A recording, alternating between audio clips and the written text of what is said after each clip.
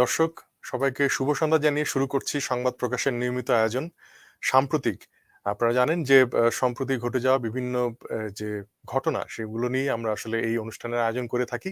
তো আজকে সংবাদ প্রকাশের পক্ষ থেকে আমরা যে বিষয়টি নিয়ে আলাপ করব সেটি হলো যে অনিবন্ধিত নিউজ পোর্টালের অনিশ্চিত ভবিষ্যৎ। আপনারা জানেন যে গতকাল হাইকোর্ট একটি আদেশ জারি করেছে যে অনিবন্ধিত বা অননুমোদিত যে সমস্ত নিউজ অনলাইন নিউজ পোর্টালগুলো রয়েছে সেগুলোর আহ, বন্ধ করে দেওয়ার ব্যাপারে নির্দেশনা দেওয়া হয়েছে এবং সেই নির্দেশনা এখনো পর্যন্ত আসলে সেভাবে কার্যকর হয়নি, কারণ 7 দিনের মধ্যে এটি করার কথা রয়েছে। এবং আপনারা জানেন যে টেলিযোগাযোগ নিয়ন্ত্রণ কমিশন অর্থাৎ বিটিআরসি তারা বলেছে এখনো তারা তাদের হাতে অর্ডারটি আদেশটি এসে পৌঁছেনি। পৌঁছলে তারা দেখে সেটা জানাবে। কিন্তু আজকে আপনারা জানেন যে তথ্যমন্ত্রী তিনি জানিয়েছেন হাসান মাহমুদ যে 7 দিনের মধ্যে সবগুলো বন্ধ করে দেওয়া সমীচীন হবে না অনলাইন নিউজ পোর্টাল। তবে অনেকগুলো বন্ধ করব, তা আদালতকে জানাবো আমরা। সেই সঙ্গে আসলে কি প্রক্রিয়ায় রেজিস্ট্রেশন দেওয়া হয়েছে সেটাও আহ, দেওয়া হবে, সেটাও জানাবো। তো এই হচ্ছে পরিস্থিতি। এখন আমরা জানি যে বাংলাদেশে আসলে শত শত বা হাজার হাজার অনলাইন নিউজ পোর্টাল রয়েছে এবং এও জানি যে অনেক নিউজ পোর্টালই আসলে কোনো সঠিক সাংবাদিকতার সাথে তারা আসলে যুক্ত নেই। কোনো রকম নিউজ তারা প্রচার করছে তাদের ব্যক্তি স্বার্থ অথবা অর্থ লাভের জন্য। কিন্তু পাশাপাশি এও সত্য যে অনেক অনিবন্ধিত অনলাইন নিউজ পোর্টাল রয়েছে যারা আসলে সঠিকভাবে সাংবাদিকতা করতে চায় এবং তারা আসলে পেশাদারি জায়গা অক্ষুণ্ণ রেখে সেটা করছে। তো এখন আগাছা পরিষ্কার করতে গিয়ে কি মানে মূল অনেক উপকারী গাছই কেটে ফেলা হচ্ছে কিনা, বা আসলে অনেক সাংবাদিক বেকার হয়ে যাবে কিনা, এই সমস্ত বিষয়ে আলাপ করার জন্য আমাদের সাথে আজকে যুক্ত হয়েছেন মঞ্জুল আহসান বুলবুল। তিনি জ্যেষ্ঠ সাংবাদিক এবং বাংলাদেশের একজন প্রথিতযশা কলাম লেখক এবং সবাই ওনাকে চেনেন। আরো যুক্ত আছেন দ্য রিপোর্ট অনলাইন নিউজ পোর্টালের সম্পাদক লুৎফর রহমান হিমেল। আপনাদের দুজনকে স্বাগত জানাই। আমি প্রথমেই লুৎফর রহমান হিমেল আপনার কাছে জানতে চাইবো দ্য রিপোর্ট যে প্রতিষ্ঠানটির সাথে আপনি যুক্ত আছেন সেটি নিবন্ধনের কি অবস্থা, এবং সেই সাথে জানতে চাইবো হাইকোর্টের এই নির্দেশ আসলে জারি হওয়ার পর গতকালকে কি প্রতিক্রিয়া আপনাদের প্রতিষ্ঠানে শুরু হয়েছে এবং এর পাশাপাশি অন্যান্য সাংবাদিকতা যারা করছেন তাদের ব্যাপারে আপনার কি মন্তব্য থাকবে সেটা জানতে চাইবো। অনেক ধন্যবাদ। একটা প্রাসঙ্গিক বিষয় নিয়ে আপনারা আলোচনার যে অনুষ্ঠানটা করেছেন, যে প্ল্যাটফর্মে আমরা আলোচনা করতেছি, এটা কিন্তু অনলাইন একটা প্ল্যাটফর্ম। আমাদের যোগাযোগ ব্যবস্থাকে জনগণের সাথে সরকারের এবং জনগণের সাথে মিডিয়ার এই যে একটা সেতু বন্ধনের একটা সুযোগ অনলাইন করে দিয়েছে, এটার সুফল আমরা পাচ্ছি। তো সেইটার বিষয়ে সম্প্রতি গতকালকে হাইকোর্ট যেটা নির্দেশনা দিয়েছেন সেই বিষয়ে আজকের আলোচনার বিষয়। প্রথমেই ধন্যবাদ জানাচ্ছি আপনারা যারা এই সংবাদ প্রকাশে যারা এটা উদ্যোগ নিয়েছেন, আলোচনার জন্য বিষয় নির্বাচন করেছেন। উপস্থিত আছেন মঞ্জুরুল হাসান বুলবুল ভাই, পরিস্থিতি অনেক, উনি দীর্ঘদিন সাংবাদিকতা করছেন, বিভিন্ন সংগঠনের নেতৃত্ব দিচ্ছেন। সাংবাদিকদের অধিকার আদায়ে আমরা দেখি তাকে সামনের কাতারে, তিনিও আছেন, তিনিও বলবেন, শুনবো আমি। আমার যে মতামতটা সেটি আমি শুরু করছি। যেহেতু গণতন্ত্রের একটা বড় রক্ষা কবচ হচ্ছে গণমাধ্যম, সরকার যা করতে চায় সেটা জনগণের কাছে পৌঁছে দেওয়ার জন্য শুধু সরকারই যথেষ্ট না, সেটার জন্য গণমাধ্যমের প্রয়োজন রয়েছে। আমরা সংবিধানেও দেখি এই বিষয়টাকে খুব গুরুত্ব দেওয়া হয়েছে গণমাধ্যমকে। গণমাধ্যমের সংজ্ঞাটা এখন বিস্তৃত হয়েছে। আগে ছাপা পত্রিকা ছিল, টেলিভিশন ছিল, রেডিও ছিল, সেই ধারা থেকে এফএম রেডিও হয়ে এখন অনলাইন রেডিওতে এসে পৌঁছেছে, অনলাইন নিউজ পোর্টাল এসেছে এবং মাল্টিমিডিয়া নিউজ পোর্টাল এসেছে। এবং দেশের রাজধানী থেকে শুরু করে বিভিন্ন উপজেলায় বিভিন্ন নিউজ পোর্টাল তাদের দায়িত্ব পালন করছে।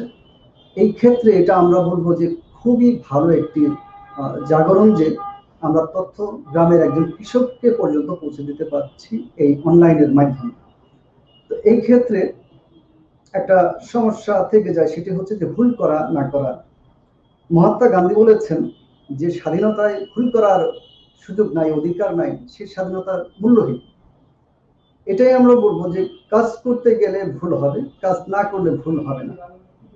এখন আমাদের নিশ্চিত করতে হবে এই গণমাধ্যমগুলো এবং এর সাথে যারা জড়িত তাদের যোগ্যতা নিয়ে আমি সবসময় প্রচুর সমালোচনা করি। আমি মিডিয়ার মানুষ, আমার কেরিয়ার খুবই ছোট, 22 বছর ধরে আমি অ্যাক্টিভ জার্নালিজম করছি। আমি সাংবাদিকতার মান নিয়ে সবসময় অসন্তোষ প্রকাশ করি, ক্ষোভ প্রকাশ করি, কিন্তু হতাশ কিনা, ক্ষোভ থেকে যে হতাশার বহিঃপ্রকাশ হয় সেটাতে আমি যাই না। কারণ এই বাংলাদেশের সম্ভাবনা এবং সমস্যা সবচেয়ে বেশি। যেখানে সমস্যা এবং সম্ভাবনা থাকে সেখানে সাংবাদিকতার সুযোগও থাকে বেশি।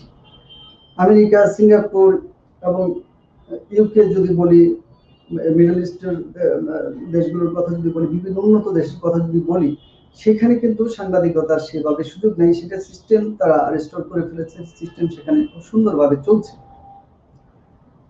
আমাদের সেক্ষেত্রে সাংবাদিকতার একটা বড় সুযোগ আছে, এখানে সমস্যা আছে, অনেক সমাধান আছে, সম্ভাবনা আছে।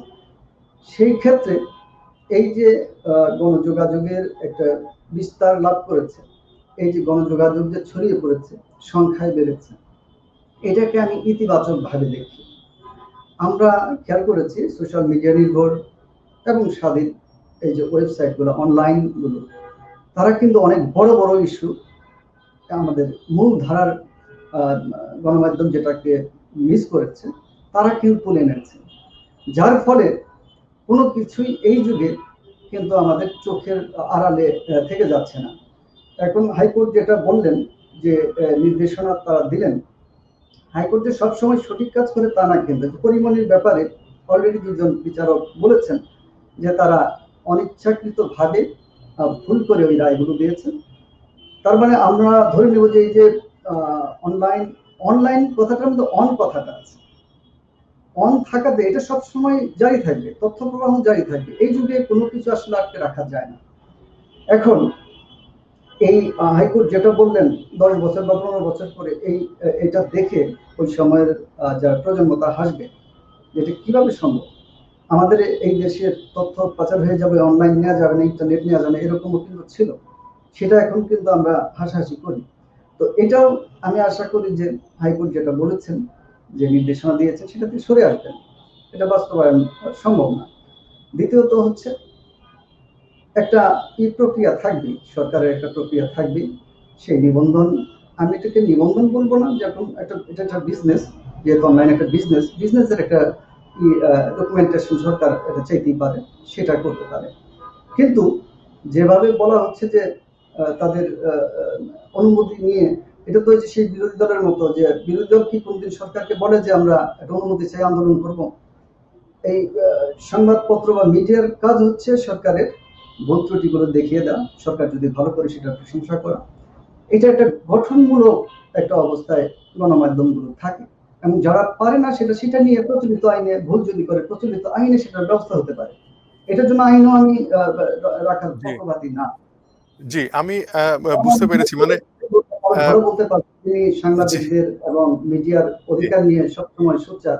আমি আমি মনে করি আমি যে আমি বুলবুল ভাইয়ের কাছে আসবো। আমি একটু বলে নিতে চাইছি যে আদালতের রিটের পক্ষে যে আইনজীবী শুনানি করেছেন, রাশিদা চৌধুরী, তিনি বলেছেন একটি গণমাধ্যমকে যে মুনিয়ার মরদেহ উদ্ধার, পরিমণি সহ কয়েকটি ঘটনা নিয়ে অনিবন্ধিত বিভিন্ন অনলাইন মুখরোচক গল্প সাজিয়ে বিভিন্ন ধরনের সংবাদ প্রচারের পরিপ্রেক্ষিতে রিটটি করা হয়। অর্থাৎ এই যে আজকে বন্ধের যে বিষয়টি বলা হচ্ছে, অনিবন্ধিত যে অনলাইন পোর্টাল রয়েছে। কিন্তু বুলবুল ভাই, এটা কি এমন না যে আমার মাথা ব্যথা করছে তাই বলে আমি মাথাটাই কেটে ফেললাম? কিন্তু এটা তো আসলে রোগের শুশ্রূষা হলো না। আপনার কি তাই মনে হয় না? হ্যাঁ, ধন্যবাদ রিবেরো। যেটি সমস্যা হলো, আমার ধারণা যে মাননীয় আদালতের সঙ্গে রিটকারীদের সঙ্গে এবং প্রকৃত তথ্যের সঙ্গে কোনো সমন্বয় নাই এখানে।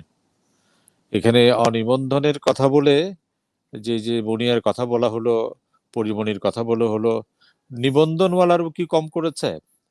যদি ওই আলোচনায় যাই আমরা, যে যদি আমরা বলি যে এই বিষয় নিয়ে বাড়াবাড়ি করার ক্ষেত্রে নিবন্ধন প্রাপ্ত সংবাদ মাধ্যমগুলোরও বাড়াবাড়ি আছে। সেটি হিমেল যেটি বললেন যে আমরা সাংবাদিক হিসেবে আমাদের হতাশা আছে। কেউ একজন একটা লেখাই লিখেছেন যে পরিমণি সাংবাদিকতা, মানে এখন পরিমণিকে নিয়ে সাংবাদিকতা হয়েছে, সেটাও একটা দৃষ্টান্ত হিসেবে প্রতিষ্ঠিত করার চেষ্টা করা হচ্ছে। যাক, আমি সেই বিষয়ে যাচ্ছি না। আমার ধারণা এখানে একটা সমন্বয়হীনতা হয়েছে। সমন্বয়হীনতার কারণেই মাননীয় আদালত এই রায়টি দিয়েছেন।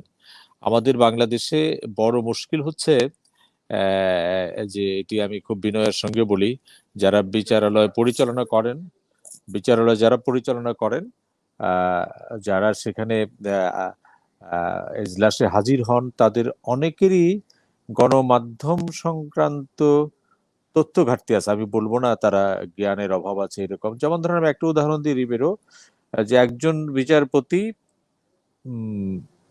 জাল সার্টিফিকেটের দায়ে অভিযুক্ত হলেন। অভিযুক্ত হওয়ার পরে ভোরের কাগজ পত্রিকায় এটা খুব বড় করে ছাপা হলো যে তাই সেই বিচারকের সার্টিফিকেটটি জাল। সেই বিচারপতির পক্ষ থেকে মামলা করা হলো। মামলা করার পরে দীর্ঘ শুনানির পরে ভোরের কাগজের সেই মামলার রায়টি হলো এরকম যে সাধারণত আমরা জানি যে একটি পত্রিকার যে কোনো মামলা হলে পরে সম্পাদক এবং প্রকাশক হচ্ছে প্রধান আসামি হয়, রিপোর্টার তার পরে আসে। কিন্তু রায়টি হলো এরকম যে সম্পাদক খালাস, প্রকাশক খালাস, এবং রায়টিতে বলা হলো আমাদের কি বলে সমরেশ বৈদ্য সেই পত্রিকার চট্টগ্রাম প্রতিনিধি, তাকে শাস্তি দেওয়া হলো এই কারণের জন্য যে রায়ের মধ্যে বলা হলো যে তিনি পত্রিকার প্রথম পাতায় বড় হরফে, রঙিন হরফে এই খবরটি ছাপিয়েছেন। এখন আপনারা এখানে আমরা যে তিনজন আছি, আমরা তিনজনই মিডিয়ার মানুষ। পত্রিকায় বড় হরফ যাবে কিনা, রঙিন কালি যাবে কিনা, উপরের দিকে যাবে কিনা, এটা কে ডিসাইড করে? এখন যিনি বিচার করলেন তিনি যদি না জানেন, রিপোর্টারের উপর তার দায়টা গেল। তো সেই রকম একটু সমস্যা হচ্ছে। যখন একুশে টেলিভিশনের সঙ্গে মামলা হয়েছিল, তখন জিজ্ঞেস করা হয়েছিল যে স্যাটেলাইট কি। তখন একজন আইনজীবী বলেছিলেন, স্যার স্যাটেলাইট হলো আমরা বাংলাদেশে একটা অনুষ্ঠান করি, সেই অনুষ্ঠানটা হংকং এ যায়, হংকং থেকে এটা আকাশে ছড়িয়ে দেয়, আমরা বাংলাদেশে বসে যেসব যন্ত্র দিয়ে এটা ধরে ফেলি এটাকে স্যাটেলাইট বলা হয়। তা এখন যে কোনো টেলিভিশনে যারা কাজ করেন স্যাটেলাইটের এই সংজ্ঞা শুনলে তারা হাসবেন। কিন্তু দুঃখজনকভাবে আমাদের আইনজীবীদের মধ্যেও পৃথিবীর বহু দেশে মিডিয়া বিশেষজ্ঞ আইনজীবী আছেন যারা মিডিয়ার আইন নিয়ে কাজ করেন। আমি আইনজীবী না, মিডিয়া নিয়ে কাজ করি কিন্তু আইনজীবী না।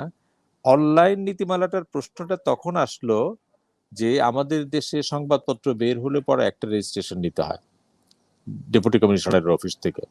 আমরা টেলিভিশন চালাতে গেলে সরকারের কাছ থেকে একটা অনুমোদন নিতে হয়। রেডিও করতে গেলে সেটা এফএম রেডিও হোক, কমার্শিয়াল রেডিও হোক, সব অনুমোদন নিতে হয়। তাহলে এই যে শত শত অনলাইনের নামে আসলো, তাদের তো একটা যোগাযোগের ঠিকানা লাগবে। কারাটি চালাচ্ছেন, বহু অনলাইন আছে যাদের শুধুমাত্র ওই অ্যাড্রেসটাই আছে, তাদের কোনো ফিজিক্যাল অ্যাড্রেস পাওয়া যায় না। তারপরে এখানে কারা কাজ করবেন, তারা কি বেতন পাবেন? বেতন কম বেতন পাবেন বা বেশি বেতন পাবেন? এটা চলবে কিভাবে? এই আলোচনার প্রেক্ষিতে বলা হয়েছিল যে অনলাইনের মধ্যে একটা শৃঙ্খলা আনার জন্য একটা অনলাইন নীতিমালা করা হয়েছে, এবং তার একটি অংশ হচ্ছে যে যারা এই নীতিমালার অনুযায়ী যারা এটি চালাবেন তাদের একটা অনুমোদন নিতে হবে তথ্য মন্ত্রণালয় থেকে। তার মানে এটি হচ্ছে একটা চলমান প্রক্রিয়া। তথ্য মন্ত্রণালয় কিন্তু এটি বহু আলোচনা করে অনেকবার পত্রিকায় বিজ্ঞাপন দিয়েছে। মন্ত্রী বলেছেন যে প্রায় 2000-এর বেশি আবেদনপত্র জমা আছে এবং নানা সিকিউরিটি এজেন্সির মাধ্যমে তারা এটা চেক করে এটা দিচ্ছেন। ভালো, এটা তো চলমান প্রক্রিয়া। আর এই তথ্য মন্ত্রণালয় তো বলে নাই যে গত জুন মাস পর্যন্ত যারা আবেদন করেছেন এর বাইরে সব বাতিল করে দেবো, তা তো বলে নাই। কাজে আমি সেখানে আবেদন করেছি অনলাইনের জন্য, আমাকে হয় দেওয়া হবে অথবা না দেওয়া হবে, দুইটি তো আমাকে জানানো হবে। তা না করে হঠাৎ করে যদি আমি এরকম একটা সিদ্ধান্তে আসি যে সব বন্ধ করে দেওয়া, আমার মনে হয়েছে যে এটি খুবই মানে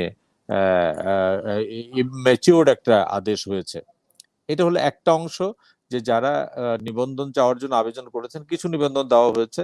কাজে যারা নিবন্ধনের জন্য আবেদন করেছেন তাদেরটা কোন অবস্থায় আছে এটা না জেনে, যেটি তথ্যমন্ত্রী আজকে বলছেন যেটা 7 দিনের মধ্যে এটা করা সম্ভব না, কাজে তারা সেটি দেখবেন। এবং তথ্য মন্ত্রণালয়কে এখানে পক্ষ হতে হবে। গিয়ে তারা বলবে যে ভাই আমাদের এটা রেজিস্ট্রেশন দেওয়ার জন্য একটা অথরিটি আছে, আমরা সেই অনুযায়ী কাজ করছি এবং সেই কাজের মধ্যে আমাদের বিলম্ব হচ্ছে, আমাদের আবেদন আছে, আবেদনগুলো আমরা যাচাই বাছাই করব। যাচাই বাছাইয়ের পরে আমরাই বলবো যে আমরা 2000 আবেদনের মধ্যে 1000-কে দিলাম, বাকিগুলিকে দিলাম না। বাকি যাদেরকে দিলেন না তাদেরকেও তো জানাতে হবে যে আপনাদেরকে কেন দিলাম না, তাদের দ্বিতীয়বার আপিল করার কোনো সুযোগ আছে কিনা। এটি একটা অংশ। আরেকটা দেখেন মজার অংশ, যে এই উচ্চ আদালতের আদেশ যদি কার্যকর হয়, কালকে কিন্তু প্রথম আলো, ডেইলি স্টার, এরকম আপনাদের কি বলে এটিএন বাংলা, এটিএন নিউজ, এই টেলিভিশন পত্রিকাগুলির যে নিজস্ব অনলাইন মাধ্যম আছে সেটা কিন্তু বন্ধ হয়ে যাবে। কারণ এই অনলাইন নীতিমালার মধ্যে আছে যে তাদেরকেও এটা একটা অনুমোদন নিতে হবে। কালকে আমাকে সময় টেলিভিশন আমাকে বলেছে যে আমরা তো অনুমোদন নেই, আমরা দরখাস্ত দিয়ে রেখেছি। এটা যখন আইনটা হয় তখন আমি বলেছিলাম যে যারা প্রতিষ্ঠিত, যেমন প্রথম আলো, ডেইলি স্টার, সময় বা এরকম টেলিভিশন যারা আছে, তাদের আবার নতুন করে অনুমোদন, তারা একটা চিঠি দিয়ে বলবে যে আমরা এই টেলিভিশনটা চালাই, এই পত্রিকাটি চালাই, আমাদের একটা অনলাইন ভার্সন আছে, অনলাইন ভার্সনটার অ্যাড্রেস এই। কিন্তু মানে সরকার বোধহয় এটা মানে নাই, তারা বলেছে না তাদেরকে অনুমোদন নিতে হবে। এদেরও তো অনুমোদন দেওয়া হয় নাই। এখন 7 দিনের মধ্যে যদি এটা বন্ধ করে দিতে হয়, তাহলে তো সবগুলি অনলাইন বন্ধ করে দিয়ে। ইমেল ঠিকই বলেছেন যে আপনি মানে, এবং আপনি বিধান রিভিউও বলেছেন যে আপনি জানলা খুলেছেন মুক্ত বাতাসের জন্য, সেখান দিয়ে দুর্গন্ধ আসছে, আবর্জনা আসছে, এবং সেই জন্য তো আপনি জানলা বন্ধ করে দিবেন না। আপনি বরং ওই দুর্গন্ধের জায়গাটা কোত্থেকে সেইটা উৎস সন্ধান করে দুর্গন্ধ যাতে না আসে, আপনার বাতাস যাতে আপনি মুক্ত বাতাস পান, সেটি তো হলো যুক্তিসঙ্গত কথা। কাজে আমি মনে করি যে এই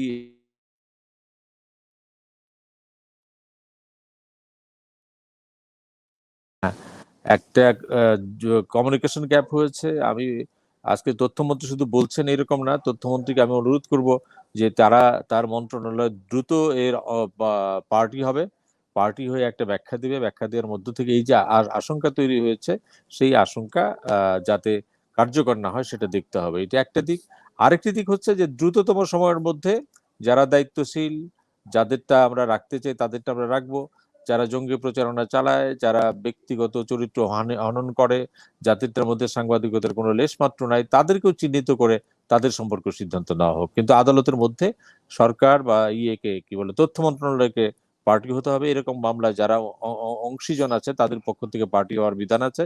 আমি মনে করবো যে তথ্য মন্ত্রণালয় শুধুমাত্র কথা বলবে না, কালকেই তারা মামলায় পার্টি হবে এবং পার্টি হয়ে এই ব্যাখ্যাটি দিবে। ব্যাখ্যাটি দিলে হয়তো এই জটিলতার একটা অবসান হতে পারে। মানে ধন্যবাদ মুরুল ভাই আপনাকে। আমি যদি ছোট করে একটু গত কয়েক মাসের একটি চিত্র যদি তুলে ধরি, তাহলে দেখা যাবে যে গুজব ছড়ানোর অভিযোগে 2019 সালে 10টি অনলাইন নিউজ পোর্টাল বন্ধ করে দেওয়া হয়েছিল। 18 সালে বন্ধ করে দেওয়া হয় 58টি, এবং 2016 সালের আগস্টে একসঙ্গে বন্ধ করে দেওয়া হয় 35টি অনলাইন পোর্টাল। কাজে এই বন্ধের প্রক্রিয়ায় যে এখন নতুন করে হচ্ছে বিষয়টা সেরকম নয়, গত কয়েক বছর ধরে এরকম বন্ধ করা হচ্ছে। কিন্তু আমি জানতে চাইবো যে লুৎফর রহমান হিমেল আপনার কাছে, যে এই যে বন্ধ করার প্রক্রিয়া, আসলে এইটি আমরা জানি যে যদি একটু স্বচ্ছভাবে হতো, মানে ধরুন যারা সরকার বিরোধী প্রচারণা বা রাষ্ট্র বিরোধী প্রচারণা হয়, তাহলে যেন সেই সমস্ত জিনিস একটা নিয়ন্ত্রণের মধ্যে এনে তারপর তাদেরকে নোটিশ দেওয়া এবং তাদেরকে সুযোগ দেওয়া, তারপরে একটা বন্ধ করার প্রক্রিয়ার মধ্যে গেলে আমার মনে হয় যে সেটা একটা প্রক্রিয়া হতে পারে। কিন্তু আমি যেটা শুরু থেকেই জিজ্ঞেস করছিলাম যে এই সমস্ত প্রতিষ্ঠান বন্ধ করে দেওয়া মানে তো শুধু বন্ধ করে দেওয়া নয়, এখানে আসলে অনেক সাংবাদিকরা জড়িত থাকেন এবং সাথে সাথে তারা বেকার হয়ে যান। যেহেতু কিছুদিন আগে করোনা কাল চলছে, আমরা জানি যে 1 বছর 1.5 বছর ধরে, এবং করোনার সময় প্রচুর সাংবাদিক তাদের চাকরি হারিয়েছেন, তারা বেতন অর্ধেক পাচ্ছেন। তো এইরকম এক সংকটের ভিতর নতুন করে যখন আবার হাইকোর্ট এই ধরনের আদেশ দেন, তখন আসলে সাংবাদিকদের অসহায়ত্বটুকু আসলে কিভাবে তারা তুলে ধরবেন, এই অসহায়তাটা যদি আপনি এটা নিয়ে কিছু বলতেন। আগের যে প্রশ্নটা ছিল যে আমাদের যে দা রিপোর্ট.লাইভ নিয়ে আমাদের প্রসেসিংটা কতদূর, আমরা তো শুরু করেছি 1 বছর হয়নি। তো এই সময়ের মধ্যে কোনো অনুমোদনের ছিল না। আগের যারা অ্যাপ্লিকেশন করেছিল তারা পেয়েছে। আমাদের সব কাগজ কমপ্লিট করে মন্ত্রণালয়ে জমা দেওয়া আছে, সচিবালয়ে জমা দেওয়া আছে। ওদিক থেকে বলা হয়েছে আপনারা যেহেতু পূর্ণাঙ্গ একটা নিউজ পোর্টাল হিসেবে যাত্রা করেছেন, মাল্টিমিডিয়া হিসেবে, আপনারা পেয়ে যাবেন পরবর্তীতে যখন দেওয়া হবে।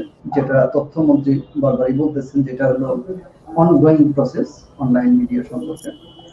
আর যেটা বললেন যে এখনকার যে প্রশ্নটা, আমি সবসময় মনে করি যে এই যে বন্ধ করে দেওয়ার প্রক্রিয়াটা, মানবিক দিকটা সেটা অনেক পরে।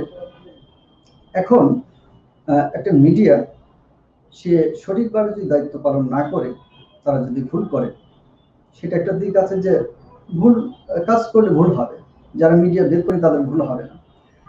এবং ভুলের কারণে কোনো মিডিয়া বন্ধ করে দেয়া, এটা খুবই অন্যায় একটা তাদের শাস্তিমূলক একটা ব্যবস্থা হতে পারে, প্রচলিত আইনও আছে সেটা। আমরা সর্বশেষ যেটা দেখলাম, হাইকোর্ট যেটা নির্দেশ জারি করেছেন, দুটো ছোট বিষয় নিয়ে, একটা হচ্ছে পরিমণির ব্যাপারে, আর একটা হচ্ছে মনিয়ার হত্যাকাণ্ড বা মনিয়ার আত্মহনন, যেটাই বলা হোক না কেন, এটা রহস্যময় একটা বিষয়। এই নিউজগুলো কিন্তু মূলধারা মিডিয়াতে প্রথম আসেনি। এই মুনিয়ার ব্যাপারটা এই কিন্তু অনলাইন মিডিয়াতেই এসেছে, এবং সেটা অনেক ছোট ছোট পত্রিকা আগে এসছে, সোশ্যাল মিডিয়াতে এসছে, পরে কিন্তু বড় পত্রিকাগুলো ক্যারি করেছে সেটা। তার মানে এখানে কিন্তু আমরা বুঝতে পারছি যে আসলে নিবন্ধিত অনিবন্ধিত বলে আসলে কিছু নাই। এই যুগে একজন ব্যক্তি মিডিয়া, এই যুগে আসলে বিশাল করে মানে সবকিছু সংজ্ঞা পাল্টে গেছে। আপনি দেখেন এখন লাইভ সাংবাদিকতা চলে আসছে। এখন কেউ আর ওই গতকালের কি হয়েছে আজকে সেটা ছাপা পত্রিকায় করবে সেটা আর বসেনি, এবং ছাপা পত্রিকাকে কিন্তু বদলে যেতে হয়েছে, তাদেরকে স্পেশাল নিউজ দিয়ে, অ্যানালাইসিস দিয়ে, এবং সেই আগের নিউজগুলো কিন্তু সেই সেই প্রেজেন্টেশন আর নাই। আরেকটা জিনিস হলো, একটা সময় ছিল সরকার বিরোধিতা করলেই সংবাদপত্রগুলো রমরমা চলতো। এখন কিন্তু সেই অবস্থাটা নাই।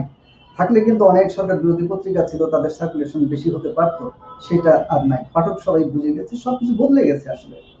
তো এই অবস্থায় এই সরকার, আমি বলবো যে তাদের অ্যাচিভমেন্ট বেশি, তাদের ব্যর্থতা কম। তো সেই ক্ষেত্রে সরকার কিন্তু এই মিডিয়ার প্রতি বিরূপ কোনো আচরণ কখনো প্রকাশ করে নাই, এবং যেটা করেছে সেটা কিন্তু বিভিন্ন ইয়ার মাধ্যমে, বিভিন্ন এজেন্সি বা বিভিন্ন ইয়ার মাধ্যমে তাদের একটা ভুল বুঝিয়ে সেটা করা হয়েছে, যেটা বললেন যে গত 3 বছরে বিভিন্ন বন্ধ করে দেওয়া হয়েছে। এটা খুবই অন্যায় হয়েছে। কারণ একটা রোগের কারণে একজন লোক কিন্তু আমরা মেরে ফেলি না, একটা হাতের ব্যথা, ওই হাত কিন্তু আমরা কেটে ফেলতে পারি না, একটা মানুষের কিন্তু আমরা করতে পারি না।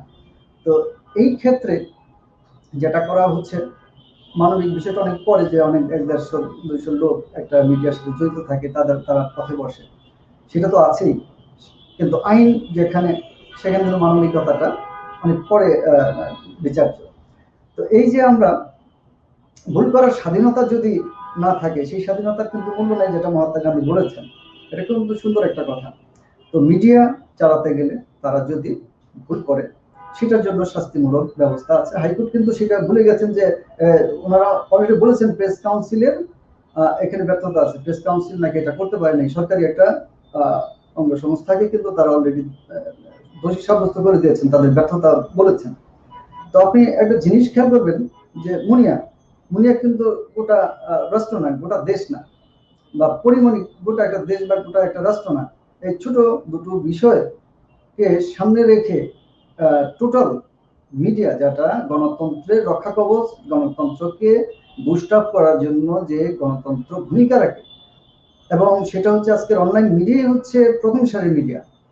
আপনার কিন্তু মিডিয়ার সঙ্গে, যে আমি একটু আগেই বললাম যে বদলে গেছে সবকিছু, সেটাকে যদি বন্ধ করে দেওয়ার জন্য 7 দিনের এরকম একটা আলটিমেটাম দেওয়া হয়, এটা কোনো ক্রমেই ভালো না। সরকারের কাঁধে বন্দুক রেখে কেউ এটা করতে যাচ্ছে, এটা সরকারের বুঝতে হবে। এবং সরকার যত তথ্য প্রকাশের অবাধ স্বাধীনতা নিশ্চিত করবে, তত তাদের জন্য মঙ্গল হবে, যেহেতু তারা ভালো কাজ করছে, উন্নয়ন ত্বরান্বিত করছে, তাদের কিন্তু প্রচারের জন্য এটা দরকার। এবং আশা করি সরকার অলরেডি, সরকারের মন্ত্রী, তথ্যমন্ত্রী কিন্তু অলরেডি বলে দিয়েছেন যে আসলে এটা সম্ভব না। আমার বিশ্বাস সেটা করবে না সরকার। সরকারের তরফ থেকে আমার মনে হয় যে এরকম একটা জোরালো একটা ইয়ে আসবে, এবং বর্তমান যে সরকার প্রধান আছেন, উনি বঙ্গবন্ধু কন্যা শেখ হাসিনা, জি, বঙ্গবন্ধুর পক্ষে অনেক স্টেপ নিয়েছেন, এবং মিডিয়া এই সরকারের অনেক সহযোগিতা করছে, গণতন্ত্রকে সামনে এগিয়ে নেওয়ার জন্য যথেষ্ট ভূমিকা পালন করছে। এই অনলাইন ছাড়া এখনকার যুগের সংবাদপত্র, মানে মাস মিডিয়া মানে কল্পনা করা যায়। জি, আপনি ঠিকই বলেছেন। এখন তো আসলে মোবাইল জার্নালিজম চলছে। আবার এও আমরা দেখলাম যে ব্যক্তিগত তথ্য সংরক্ষণ আইন বলে একটি আইন খসড়া হয়েছে। সেইটার মাধ্যমে আসলে এখানে স্থানীয়ভাবে সার্ভার তৈরি করা হবে, এবং যারা Facebook এবং YouTube ব্যবহার করছেন তাদের উপরও এক ধরনের নজরদারি, বা তাদের যে ডাটা সংরক্ষণ করার কথা বলা হচ্ছে, বা এর মাধ্যমে নজরদারিও করা হবে। তো এই একটা সমন্বিতভাবে দেখা যাচ্ছে যে অনলাইন পোর্টাল বলি বা সামাজিক যোগাযোগের মাধ্যম বলি, সব জায়গায় আসলে একটু নজরদারি বাড়ানো, একটু যেন বেশি রকম করে কড়াকড়ি আরোপ করার ব্যাপার হচ্ছে। তো এর বিপরীতে কিন্তু আরেকটি চিত্রও আছে, সেটি হলো যে যারা সাংবাদিকতা করছেন বা যারা আসলে মোবাইল জার্নালিজম করছেন, তারা তাদের মধ্যেও পেশাদারিত্বের অভাবটাও কিন্তু প্রকট হয়ে দেখা দেয় মাঝে মাঝে। তো বুলবুল ভাইকে আমি জানতে চাইবো আপনার কাছে যে এই বিষয়টিকে আসলে কিভাবে আপনি অ্যাড্রেস করবেন বা কিভাবে আসলে আপনি ব্যাখ্যা করবেন? না, এখন তো আমরা ডিজিটাল বাংলাদেশের কথা বলবো,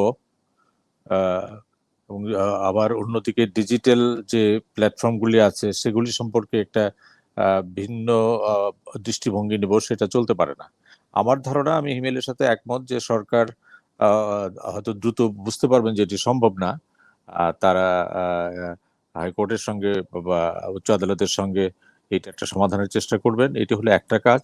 দ্বিতীয় কাজটি হচ্ছে যে এই বার্তাটি দেওয়া যে যারা দায়িত্বশীলের নানা ব্যাখ্যা হয় যে বাংলাদেশের পক্ষে, বাংলাদেশের অগ্রযাত্রার পক্ষে, বাংলাদেশের মানুষের পক্ষে যারা সাংবাদিকতা করবেন, তারা এমনকি বাংলাদেশের মানে এই দায়িত্বশীলতার মধ্যে সরকারকেও কখনো কখনো সমালোচনা করবেন, রাজনীতিকেও সমালোচনা করবেন, মানে সাংবাদিকতার স্বাভাবিক নীতি মেনে যারা কাজ করবেন তাদের জন্য ব্যাপারটা সহজ করতে হবে। আর যারা উদ্দেশ্যমূলকভাবে দেশে বসে এই প্রযুক্তিকে ব্যবহার করে আমাদের জাতীয় সঙ্গীতের অবমাননা করবে, আমাদের মুক্তিযুদ্ধের অবমাননা করবে, তাদের ব্যাপারে তো একটা স্ক্রুটিনি থাকতে হবে, এবং সেই জন্যই আইনটা করা হয়েছে।